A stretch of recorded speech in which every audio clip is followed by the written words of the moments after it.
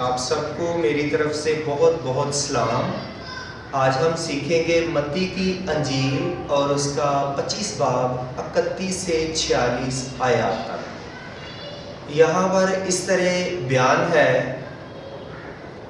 جب ابن آدم اپنے جلال میں آئے گا اور سب فرشتے اس کے ساتھ آئیں گے، تب وہ اپنے جلال کے تخت پر بیٹھے گا اور سب قومیں اس کے سامنے جمع کی جائیں گی، اور وہ ایک کو دوسرے سے جدا کرے گا، جیسے چرواہا بھیڑوں کو بکریوں سے جدا کرتا ہے، اور وہ بھیڑوں کو اپنے دہنے اور بکریوں کو بائیں کھڑا کرے گا۔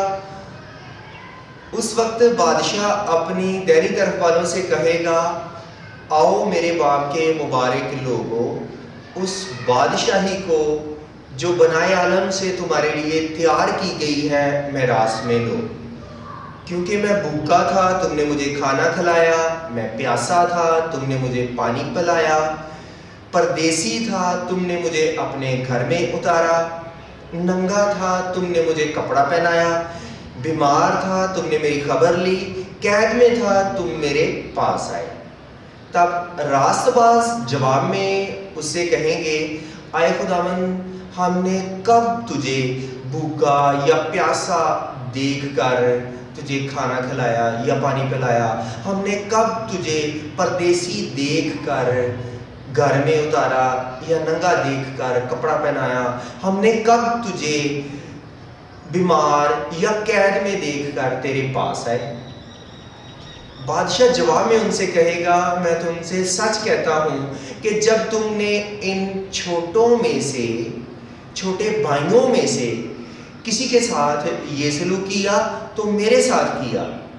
پھر وہ بائیں طرف والوں سے کہے گا، آئے ملاؤنوں، میرے سامنے سے اس ہمیشہ کی آگ میں چلے جاؤ جو ابلیس اور اس کے فرشتوں کے لیے تیار کی گئی ہے، کیونکہ میں بھوکا تھا تم نے مجھے کھانا نہ کھلایا، میں پیاسا تھا تم نے مجھے پانی نہ پلایا، پردیسی تھا تم نے مجھے گھر میں نہ اتارا، ننگا تھا تم نے مجھے کپڑا نہ پہنایا، قید میں اور بیمار تھا تم نے میری خبر نہ لی۔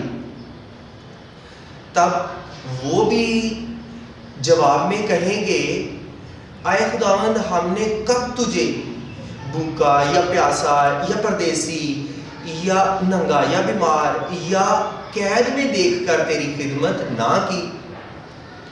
اس وقت وہ ان سے جواب میں کہے گا، میں تم سے سچ کہتا ہوں کہ جب تم نے ان چھوٹوں میں سے کسی کے ساتھ یہ سلوک نہ کیا تو میرے ساتھ نہ کیا، اور یہ ہمیشہ کی سزا پائیں گے، مگر راست باز ہمیشہ کی زندگی۔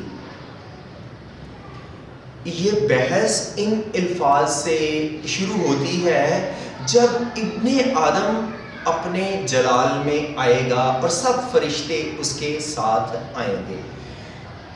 یہ اتنی واضح تمثیل نہیں جیسے پہلی تمثیلیں ہیں، لیکن اس میں بھی تمثیل مشابہ ٹھہرایا گیا ہے ایمانداروں اور غیر ایمانداروں کو، بھیڑوں اور بکریوں کے۔ اس لیے ہم اسے بھی کہہ سکتے ہیں کہ یہ بھی تمثیل ہے جو بھیڑوں اور بکریوں کی ہے۔ اور شروع ان الفاظ سے ہو رہی ہے کہ جب ابن آدم اپنے جلال میں آئے گا۔ ابن آدم یعنی یسوع، تو یسوع نے یہاں لفظ استعمال کیا ابن آدم، ابن بیٹا، آدم کا بیٹا۔ تو آدم کی نسل سے تو سب انسان ہیں، ہم سب آدم کی نسل کہلاتے ہیں، جبکہ یسوع کا آدم کی نسل سے ہونا ایک تو یہ ہے کہ یسوع پوری انسانیت کا احاطہ کرتا ہے، یسوع پوری انسانیت کے لیے آ گیا، یسوع پوری انسانیت کا نجات دہندہ ہے۔ پھر یسوع بھی ابن آدم ہے۔ یسوع کیونکہ مکمل انسان، مکمل آدمی ہے، تو وہ جب عملی زندگی میں ہم اسے دیکھتے ہیں تو وہ بھوکوں، کوڑیوں، اندھوں، لنگڑوں، بے سہاروں، غریبوں کے ساتھ رہا، محصول لینے والوں کے ساتھ رہا۔ تو ہم عملی طور پر یسوع کو دیکھتے ہیں کہ وہ مکمل انسان اور انہی دکھوں میں، انہی حالات میں مکمل انسان ہوتے ہوئے اسے صلیب تک بھی پہنچا دیا گیا۔ اور آگے دیکھتے ہیں جب ابن آدم اپنے جلال میں آئے گا۔ جب یسوع پہلے آیا تو یسوع چھوٹا بن کے آیا، بچہ بن کے آیا، لیکن اب یسوع آئے گا، یسوع جوان بادشاہ بن کے آئے گا، روب شان کے ساتھ آئے گا، اور سب فرشتے اس کے ساتھ آئیں گے جو ہزاروں کی تعداد میں ہیں۔ سب کے سب فرشتے اس کے ساتھ آئیں گے اور وہ اپنے جلال کے تخت پر بیٹھے گا۔ جیسے یسوع بھی دنیا میں تھا تو اسے ہیرودیس کے سامنے، اسے شہنشاہ کیسر کے سامنے لے جایا گیا ان کی عدالت میں، اور پکڑ کے، اور جب بھی کوئی جرم کرتا اسے لے جایا جاتا تھا، اب بھی لے جایا جاتا ہے۔ یسوع کو بھی انہوں نے مجرم ٹھہرایا اور یسوع کو بھی لے جایا گیا۔ جب یسوع عدالت قائم کرے گا تو یسوع کی عدالت سے کوئی بشر بچ نہیں سکے گا، کوئی بچانا بھی چاہے تو نہیں بچ سکے گا۔ اس کی عدالت کے سامنے ہر انسان کو، اس ہیرودیس کو بھی، اس کیسر کو بھی، اور جو فرعون، نبوکدنصر جیسے جو اپنے آپ کو خدا سمجھتے تھے، وہ بھی اس کے سامنے آئیں گے اور انہیں بھی اپنے ہر کام فعل کا حساب دینا ہوگا، اور وہ ایک کو دوسرے سے جدا کرے گا۔ اس دنیا میں جو دنیا دار لوگ ہیں ان کی رسائی، ان کا اثر و رسوخ ایمانداروں سے زیادہ ہوتا ہے۔ اس دنیا میں تو تفریق نہیں ہوتی یا انہیں کوئی الگ نہیں کر سکتا، جبکہ اس دنیا میں اس وقت جب یسوع آ جائے گا، جب یسوع عدالت قائم کرے گا، اس دنیا کی تاریخ کا خاتمہ ہو جائے گا، ایک نئی دنیا کا آغاز ہوگا۔ اس وقت وہ بادشاہ، وہ یسوع، وہ انہیں الگ کر دے گا، جیسے چرواہا بھیڑوں کو بکریوں سے الگ کرتا ہے۔ اگر کسی نے بھیڑیں بکریاں رکھی ہوں تو دن کے وقت انہیں اکٹھا ہی کسی چراگاہ میں چراتے ہیں، لیکن عموماً رات کے وقت انہیں الگ الگ باڑے میں بند کیا جاتا ہے، عادت کی وجہ سے، کیونکہ وہ اچھلنا کودنا پسند کرتی ہیں، جبکہ بھیڑیں شریف جانور ہے اور آرام پسند کرتی ہیں۔ اور یہ مشابہ ٹھہرایا گیا ہے ایمانداروں اور غیر ایمانداروں کے۔ اگر ویسے بھی تجربے سے دیکھا جائے تو جو بیڑے ہیں، مالک ان کے آگے چلتا ہے اور بیڑے پیچھے پیچھے چلتی ہیں۔ مالک جس جگہ رکے وہ رک جاتی ہیں، مالک دائیں یا بائیں مڑے تو وہ اسی طرف مڑ جاتی ہیں۔ وہ مکمل طور پہ اپنے مالک پہ انحصار کرتی ہیں کہ ہماری خوشی، ترقی، بھلائی مالک کی پیروی کرنے میں ہے، جبکہ بھیڑوں کے بکریوں کے آگے اس طرح چلا جائے، مالک چلے تو وہ رک جائیں گی، وہ دائیں بائیں مڑ جائیں گی، انہیں ترقی، خوشی، بحالی ادھر ادھر راستوں میں دکھائی دیتی ہے، وہ مالک پہ مکمل طور پہ انحصار نہیں کرتی، جبکہ بھیڑیں مالک پہ انحصار کرتی ہیں۔ آگے لکھا ہے پھر وہ بائیں طرف والوں سے، بادشاہ بائیں طرف والوں سے کہے گا، آئے میرے باپ کے مبارک لوگوں، اس بادشاہی کو جو بنائے عالم سے تمہارے لیے تیار کی گئی ہے میراث میں لو۔ بادشاہ یسوع بائیں طرف والوں سے، ایمانداروں سے، اپنے لوگوں سے کہے گا کہ اس بادشاہی کو، جو بادشاہی جس کا یسوع اعلان کرتا رہا تمثیلوں میں، جس کا تعلیم دیتا رہا، وہ تمہارے لیے تیار کی گئی ہے، اور بنائے آدم سے، دنیا کے شروع سے، جیسے اسے پچھلی تمثیل میں یسوع نے ذکر کیا توڑوں کا، اور یسوع نے کہا تم مالک کی خوشی میں شریک ہو، تمہیں میں اور چیزوں کا مختار بناؤں گا۔ یسوع اپنے لوگوں کو اس میراث میں اپنی خوشی میں شریک کرے گا، انہیں اختیار دے گا، انہیں ہمیشہ کی زندگی دے گا، اور ہم ان آسمانی چیزوں کے وارث بنیں گے جنہیں ہم نے ان آنکھوں نے دیکھا نہیں۔ ہم ان چیزوں کے وارث بنیں گے، وہ ہمیں میراث میں دی جائے گی، اور وہ ہمارے لیے دنیا کے شروع سے وہ تیار کی گئی ہے۔ اب یسوع انہیں دلیل سے بتا رہا ہے تم نے یہ بھی کیا میرے ساتھ، کیونکہ میں بھوکا تھا تم نے مجھے کھانا کھلایا، میں پیاسا تھا تم نے مجھے پانی پلایا، میں پردیسی تھا تم نے مجھے اپنے گھر میں اتارا، میں ننگا تھا تم نے مجھے کپڑا پہنایا، بیمار تھا تم نے میری خبر لی، پر قید میں تھا تم میرے پاس آئے۔ تو آپ سوچیں گے، ہم سوچیں گے کہ یسوع تو ہمارے پاس نہیں آیا، اور وہ بھی اسی طرح کہتے ہیں اے خداوند ہم نے کب تجھے بھوکا دیکھ کر کھانا کھلایا، یا پیاسا دیکھ کر پانی پلایا، یا تو کب ہمارے پاس آیا پردیسی بن کر اور ہم نے تجھے ٹھہرایا، یا تو ننگا دیکھ کر ہم نے تجھے کپڑا پہنایا، یا بیمار دیکھ کر اور قید میں دیکھ کر ہم نے تیری خبر لی۔ وہ بھی سوال کریں گے، لیکن یسوع انہیں کہے گا کہ جب تم نے ان چھوٹوں کے ساتھ کسی کے ساتھ یہ سلوک کیا تو تم نے میرے ساتھ کیا۔ ہمارے دروازے پہ کوئی بھی آ جائے، کوئی بھی ضرورت مند، زیادہ تر آپ کے جان پہچان یا رشتہ داروں میں سے بھی ہو سکتا ہے، کوئی آئے تو ہم نے اسے ٹھکرانا نہیں کہ آپ دیکھتے ہیں کہ اس آزمائش میں یہ کیسے اس کا سامنا کرتا ہے، کیونکہ بعض لوگ مدد نہیں کرتے، جبکہ ہم اگر کوئی آپ کے دروازے پہ آئے، آپ نے اس کی درخواست کو سننا ہے، اور آپ جہاں تک ہو سکے اس کی مدد کر سکتے ہیں تو آپ نے اس کی مدد کرنی ہے۔ جیسے یہاں پر ہے کہ میں بھوکا تھا تم نے مجھے کھانا کھلایا، پیاسا تھا تم نے مجھے پانی پلایا۔ اگر کوئی شدید بھوکا ہو، یا کال کی صورتحال ہے، یا جیسے سارپت کی بیوہ نے ایلیا کو کھانا کھلایا، تو کتنی اس دور میں قلت تھی روٹی کی، کھانے کی، ایسے حالات میں کسی کو کھانا ہی دے دے، اور اگر کوئی سیراب میں ہو اسے پانی کہیں دکھائی نہ دے، معجزانہ طور پہ اسے پانی مل جائے یا اسے کوئی پانی دے تو وہ کس قدر شکر گزار ہوگا۔ سردی کا موسم ہو، کوئی اس کے پاس کپڑا نہ ہو، کوئی اسے ایسے حالات میں شدید سردی میں کپڑا دے دے اور وہ اوڑھ لے، سردی سے محفوظ ہو جائے، تو وہ کتنا شکر گزار ہوگا۔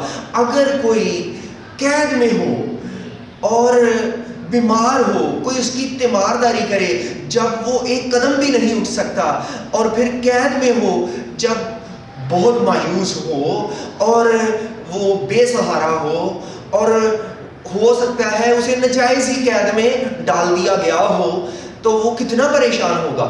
اگر کوئی اس حال میں اس کی خبر گیری لے کرے تو وہ بہت شکر گزار ہوگا۔ جو ہمارے اپنے کہلاتے ہیں، اگر کسی مشکل میں ہو ہمیں ان کی مدد کرنی ہے، اور یسوع نے کہا کہ تم نے یہ کیا تو تم نے گویا میرے ساتھ کیا۔ اور کیوں یہاں پر یہ بھی آپ نے امتیاز کرنا ہے، جب کوئی آپ کے دروازے پر آئے تو آپ یہ سمجھیں کہ یہ پیشہ ور لوگ ہیں، اور ہو سکتا ہے کہ ان کے مالی حالات آپ سے بھی اچھے ہوں، لیکن وہ پیشہ ور لوگ ہیں، ان کی مانگنے کی عادت ہے۔ اگر آپ انہیں کچھ نہ بھی دیں تو کوئی بات نہیں، لیکن جو آپ سمجھیں کہ یہ واقعہ ہی یہ ضرورت مند ہے، یہ غریب ہے، یہ سچے دل سے آیا ہے میرے در پہ، آپ اس کی مدد کر سکتے، آپ نے اس کی ضرور مدد کرنی ہے۔ پھر جو ایماندار ہیں، آپ جانتے ہیں انہوں نے یسوع کو قبول کیا ہے، ان کی زندگی میں خدا رہتا ہے، ان کے دل میں خدا رہتا ہے۔ اگر آپ کی اس دکھ میں مجبوری میں پریشانی میں مدد نہیں کرتے، اور جو ایماندار ہے وہ آپ سے جھوٹ نہیں بولتا، وہ سچ ہی بات لے کر، سچی مجبوری لے کر آپ کے پاس آیا ہے۔ اگر آپ اس کی مدد نہیں کرتے، اسے ٹھکراتے ہیں، تو آپ جیسے یسوع کو ٹھکرا دیتے ہیں۔ آگے لکھا ہے، وہ کہیں گے اے خداوند ہم نے کب تجھے کھانا کھلایا، ہم نے کب تجھے پانی پلایا، ہم نے کب تجھے گھر میں اتارا؟ تو بادشاہ کیا کہتا ہے کہ جب تم نے ان چھوٹوں میں سے، چھوٹے بھائیوں میں سے کسی کے ساتھ یہ سلوک کیا تو میرے ساتھ کیا۔ دیکھیں، جب ابراہیم نے 3 مردوں کو دیکھا گرمی کے موسم میں، تو پیدائش کی کتاب باب 18 میں، تو اس نے تو انسان جانتے ہوئے ان کی خدمت کی، لیکن اس سے جب وہ جدا ہوتے ہیں تو وہ واقعی خدا ہوتا ہے اور وہ فرشتے ہوتے ہیں، یہ ایسے لکھا ہے۔ تو اسے کتنا بڑا شرف حاصل ہوا کہ اس نے انہیں ان کی خدمت کی، اور بعد میں انہیں بہت بڑی خوشخبری سنائی گئی۔ کبھی کبھی ہمیں بھی لوگوں کی خوشی سے خدمت کرنی ہے، دل سے خدمت کرنی ہے۔ ہمارے ادھر قریب صدر میں لیاقت باغ کے قریب لوگ مفت کھانا دیتے ہیں، جنہیں خدا نے دیا ہے وہ بڑی خیرات کرتے ہیں، بڑے نیکی کے کام کرتے ہیں، اور یہ لکھا بھی ہے رومیو 7 باب میں کہ جس نیکی کا ارادہ کرتا ہوں وہ نہیں کرتا، لیکن جس بدی کا نہیں کرتا وہ کر لیتا ہوں۔ جو نیکی کا ارادہ ہے، جو نیکی کے کام ہیں، ہم نے وہ کرنے ہیں۔ متی کی انجیل 5ویں باب میں لکھا ہے، تمہارے نیک کاموں کو دیکھ کر تمہارے باپ کی جو آسمان پر ہے لوگ تعریف کریں۔ ہمیں نیکی کے کام کرنا ہے، لوگوں کی مدد کرنی ہے۔ آپ کسی کو سڑک پار کروا دینا، وہ بوڑھا ہو، وہ مجبور ہو، اپاہج ہو، تو مجبوری ہوگا نا، تو آپ اسے پار کروائیں گے، وہ آپ کو بڑی دعائیں دے گا صرف سڑک پار کروانے سے۔ ہمیں اس سے بھی بڑے بڑے کام کرنے کا بوجھ رکھنا ہے، بے لوث کام خدمت کرنے کا بوجھ رکھنا ہے۔ پھر آگے لکھا ہے کہ پھر وہ اپنی بائیں طرف والوں سے کہے گا، آئے ملاؤنوں میرے سامنے سے اس ہمیشہ کی آگ میں چلے جاؤ جو ابلیس اور اس کے فرشتوں کے لیے تیار کی گئی ہے۔ ملاؤن کہتے ہیں جس پہ خدا کی لعنت ہو، جو رد کیا گیا ہو، جو برا انسان ہو وہ ملاؤن، وہ جو نافرمان ہو وہ ملاؤن شخص ہوتا ہے۔ اور انہیں کس کے برابر ٹھہرایا گیا ہے؟ ابلیس کے اور نافرمان فرشتوں کے۔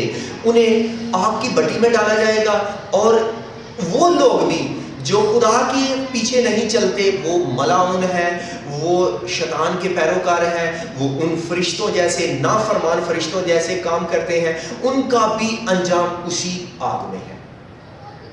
کیونکہ میں بھوکا تھا، اب یسوع دلیل دے رہا ہے، تم نے مجھے کھانا نہ کھلایا، میں پیاسا تھا تم نے مجھے پانی نہ پلایا، میں پردیسی تھا تم نے مجھے گھر میں نہ اتارا، میں ننگا تھا تم نے مجھے کپڑا نہ پہنایا، میں بیمار اور قید میں تھا تم نے میری خبر نہ لی۔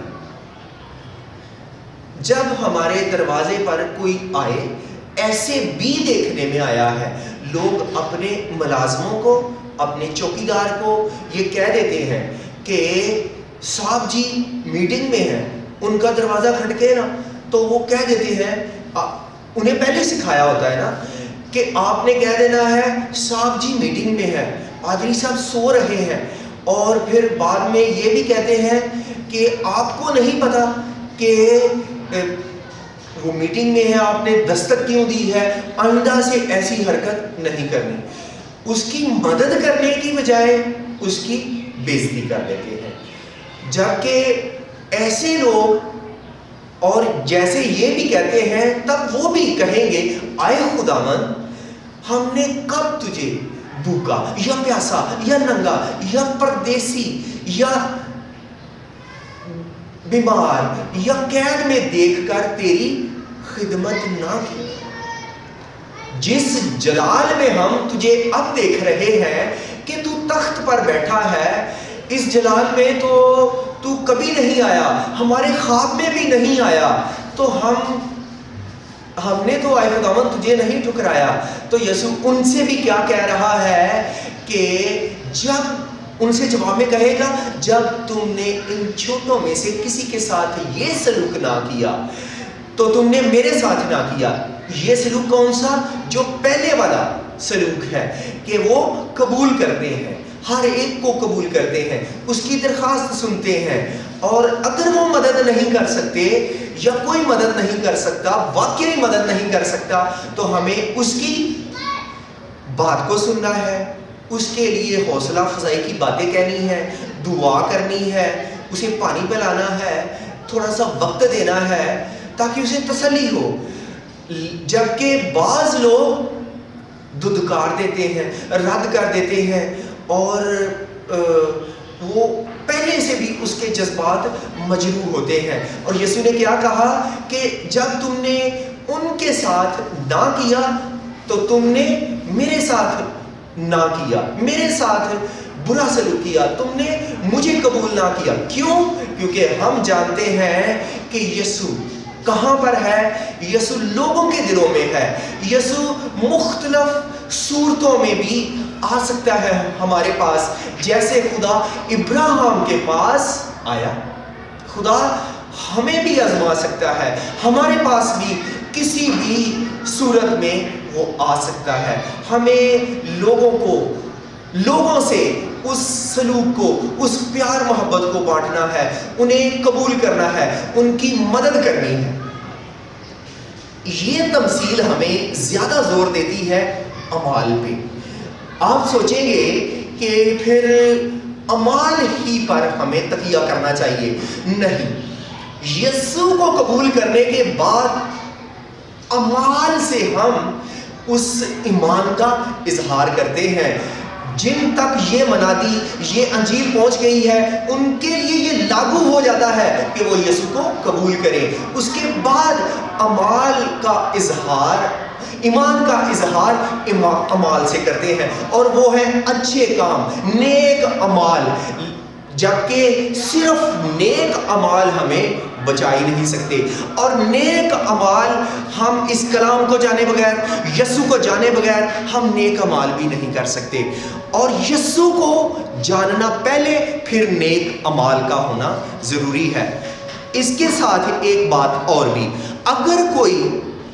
اگر جہاں پر انجیل کی منادی نہیں ہوئی تو رومیو 2 باب میں یہ بات بیان ہے کہ ان کا انصاف، ان کی عدالت ان کی شریعت کے مطابق ہوگی، اور ہر جو اس کلام کو نہیں مانتے، آپ دیکھیں گے انہوں نے بھی شریعت ایسی ہی ترتیب دی ہے جیسے 10 احکام ہیں، ان کی بھی شریعت ہم ایسی ہی دیکھتے ہیں، اور ان کی عدالت، ان کا حساب ان کی شریعت کے مطابق ہوگا،